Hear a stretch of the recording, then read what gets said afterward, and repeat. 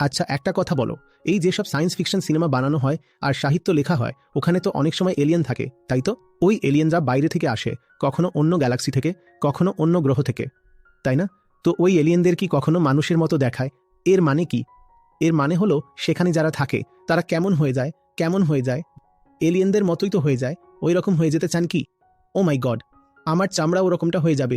হ্যাঁ, কারণ যদি সেখানে থেকেও মানুষ থাকা যেত, তাহলে সায়েন্স ফিকশনে তোমরা কেন দেখাও যে ওখান থেকে যে এসেছে তাদের কারো লেজ আছে, কারো মুখ অদ্ভুত?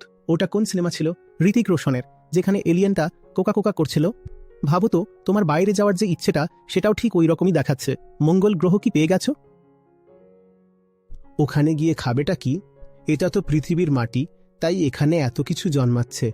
ওখানেও কি তাই হবে নাকি? চাষ করবে? অন্য কি করবে? খাবারই বা কোথা থেকে আসবে?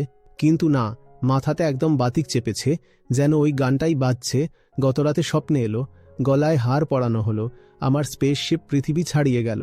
আর সকালে ঘুম থেকে উঠেই দেখি এলিয়েনের সঙ্গে মারামারি হলো।